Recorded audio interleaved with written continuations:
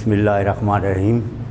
बेटा मेरा नाम जावेद इकबाल नदीम है। आज का हम दो थ्योरम हम डिस्कस करेंगे इस चैप्टर के हवाले से, और ये हैं तो छोटे छोटे थ्योरम लेकिन बहुत इम्पॉर्टेंट हैं। पहला थ्योरम ये है बेटा, इसकी स्टेटमेंट दी होती है और हमने इसे करना होता है। तो थ्योरम की स्टेटमेंट ये है, देख लें, थ्योरम है हमारे पास आज का, और इसमें हमें शो करना है inverse, prove that inverse of a matrix. ये प्रूव करना है हमें, प्रूव दैट इनवर्स, बहुत आसान भी है बेटा, inverse of A matrix, inverse of A matrix is unique, यानी कि किसी मैट्रिक का इन्वर्स एक ही होता है हमारे पास। तो इसको देखें हम किस तरह प्रूफ करते हैं। ये थ्योरम था हमारे पास और आज हम इसे प्रूफ करने लगे हैं। हम यहाँ उल्टा फ़र्क कर लेते हैं। सपोज़ ये करते हैं कि हमारे पास कोई मैट्रिक्स है, उसके दो इन्वर्स हैं। सपोज़ ये करते हैं ए matrix A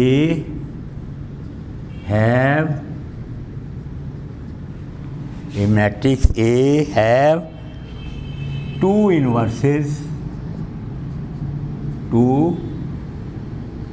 inverses B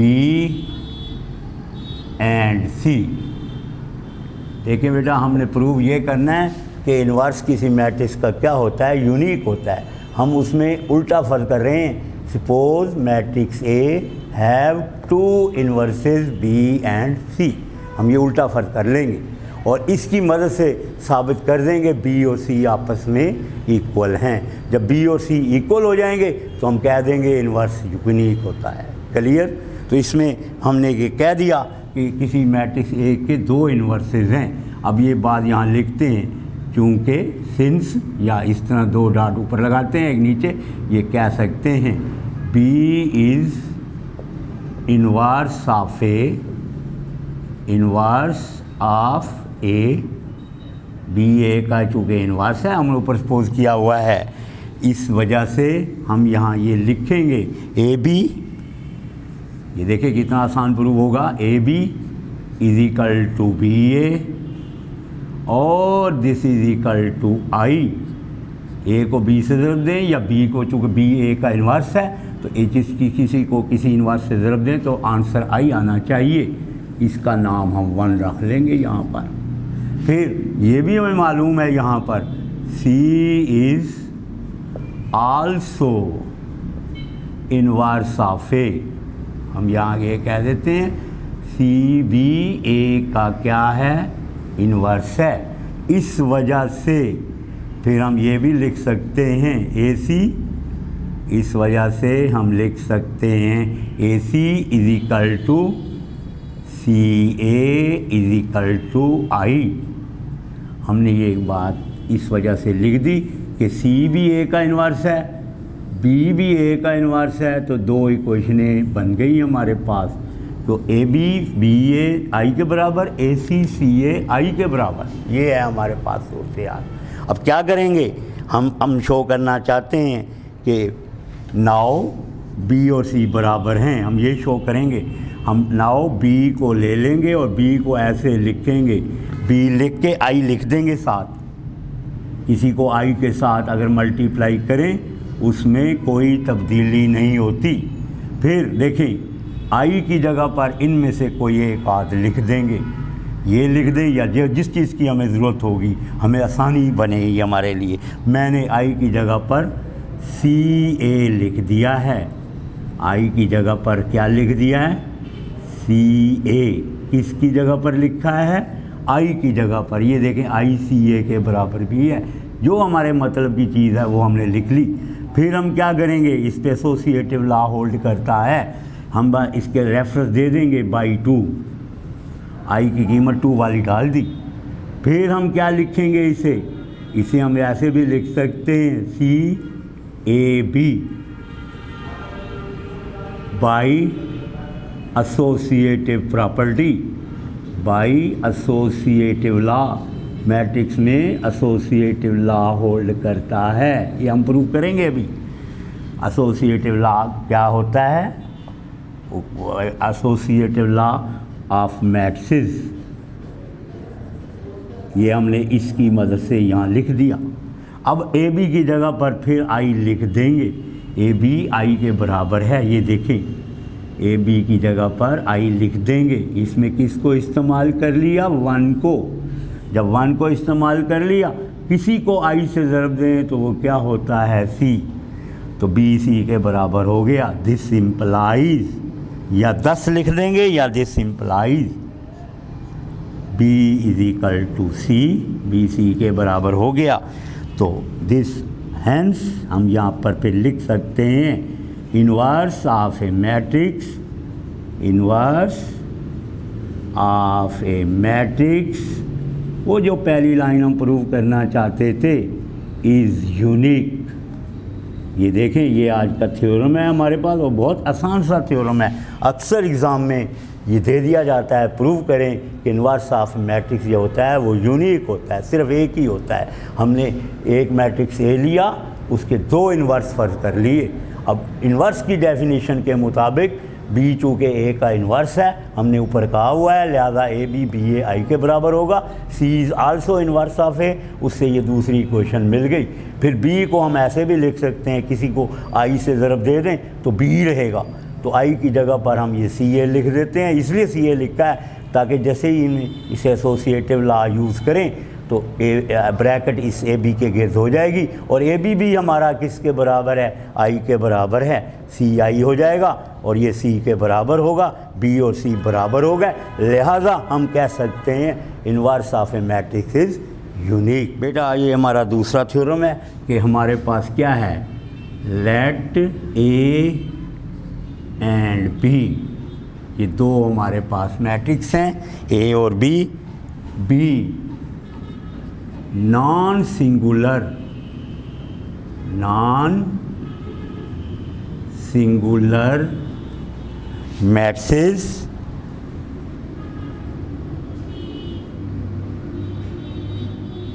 of same order, non singular of same order.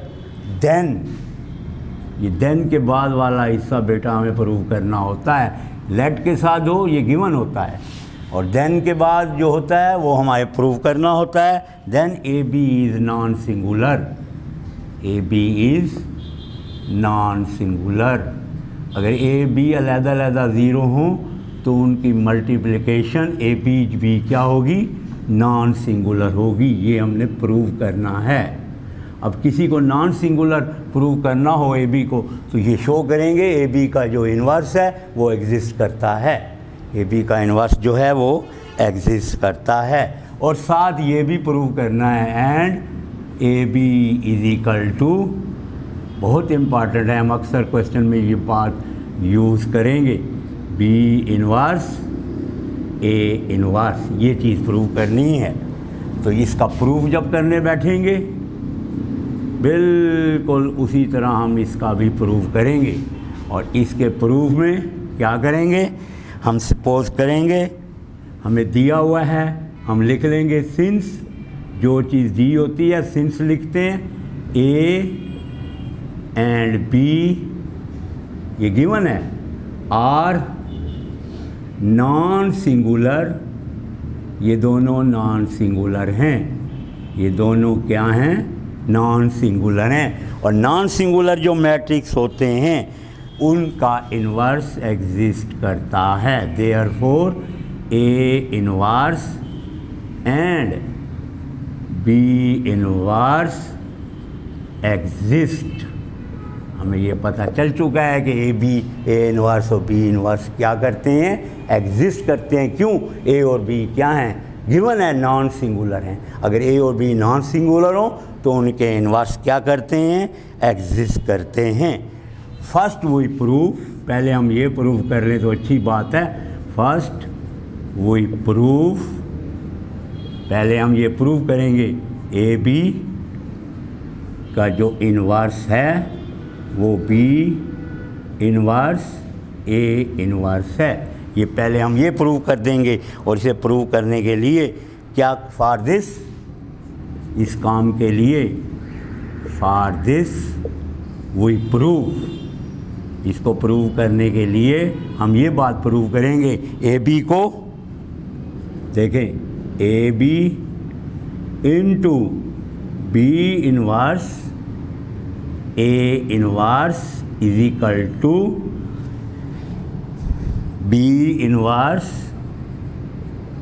A inverse, और इसको ए बी से मल्टीप्लाई करें तो ये बात आई के बराबर आनी चाहिए।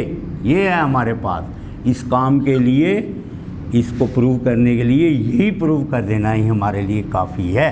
तो इसके लिए यहाँ पर हम इसको लिखेंगे नाउ, ये देखें नाउ ए बी, अब इसको एक को ले रहे हैं हम, बी इन्वर्स ए इन्वर्स, ये लेकर चल पड़े हैं हम इधर, और ये किसके बराबर होगा, अब फिर वही एसोसिएटिव लॉ, ब्रैकेट इन दरमियान वालों के गिर्द लगा लेंगे। ब्रैकेट जो है इसमें हम किसी दो के गिर्द लगा सकते हैं और इधर ए इन्वर्स लिख देंगे। ये ब्रैकेट जो है ना हम इन दो के गिर्द लगा ली बाय एसोसिएटिव प्रॉपर्टी, जो यहाँ भी किया था काम। अब इसको अगली लाइन में हम ए लिखेंगे, ये आई होगा और इधर ए इन्वर्स होगा। इसकी जगह पर ए बी इन्वर्स की जगह पर हमारे पास क्या होगा, आई बी बी इन्वर्स, क्योंकि बी का इन्वर्स एग्जिस्ट करता है। सामने बेशक रेफरेंस दे दें, बी इन्वर्स आई के बराबर है। अब आई आ गया यहाँ पर, अब आई को इधर मल्टीप्लाई करें या इधर मल्टीप्लाई करें, ये वही का वही आएगा हमारे पास। इसे ए इन्वर्स लिख देंगे और इसको अगली लाइन में आई लिखेंगे, क्योंकि ए इन्वर्स को जब हम मल्टीप्लाई करते हैं तो वो भी आई आता है। आई को जिधर मर्जी मल्टीप्लाई करें, ये हमारे पास नंबर 1 इक्वेशन बन गई। उसी तरह एंड अब हम इसको लेंगे, इसका दूसरा portion B inverse A inverse into A B, इसको हम ऐसे उसी तरह एसोसिएटिव लॉ से लिख सकते हैं। बी इन्वर्स वैसे होगा, ए इन्वर्स ए, इधर बी लिख देंगे और ये एसोसिएटिव प्रॉपर्टी है हमारी, बी इन्वर्स, और ये वही आई आ गया और ये बी, इसमें यही आई आ गया है। सामने बेशक लिखना है तो अच्छी बात है, ये लिख दें तो अच्छी बात है। A inverse A is equal to I. अब इसको अगली लाइन में हम बी इन्वर्स बी लिख लेंगे और ये भी हमारा आई आ जाएगा और इसका नाम हम 2 रख लेंगे। जब इसका नाम 2 रख लेंगे तो बाई 1 एंड 2 हमारे पास ये प्रूव हो गया। A B inverse A inverse is equal to B inverse A inverse into A B, that is equal to I. This simplifies, ये हमने प्रूव कर लिया कि ए बी का जो इन्वर्स है, ए बी का इन्वर्स जो है वो बी इन्वर्स ए इन्वर्स है। तो this simplifies inverse of A B exist, inverse of A B exist. So इसके लिए हम लिख सकते हैं so A B is non singular, और यही हम प्रूव करना चाहते थे। ए बी जो होगा वो नॉन सिंगुलर होगा हमारे पास, तो यही हम प्रूव करना चाहते थे। अगर हमें किसी जगह पर इससे आगे इसी सिमिलरली किसी तरह भी करना हो तो हम ऐसे भी कर सकते हैं कि ये 3 वाला भी बना सकते हैं, A B C inverse is equal to C inverse B inverse A inverse. इसी को कंटिन्यू रखेंगे, फिर आगे देखेंगे क्या करना है। फिर इसे जनरलाइज भी कर देंगे। ये आज के दोनों थ्योरम अक्सर एग्ज़ाम का हिस्सा होते हैं। कभी ये थ्योरम है छोटा सा कि किसी मैट्रिक्स का इन्वर्स जो है वो यूनिक होता है, और इसी तरह ये साबित करना बहुत ज़रूरी है क्योंकि अक्सर क्वेश्चन में हम ए बी इन्वर्स की जगह ये लिख दिया करते हैं। इस वजह से इसका प्रूफ देख लें आपके सामने है। और ये भी हमें पता होना चाहिए एवरी टाइम कि नॉन सिंगुलर मैट्रिक्स का इन्वर्स हमेशा एग्जिस्ट करता है। थैंक्स बेटा।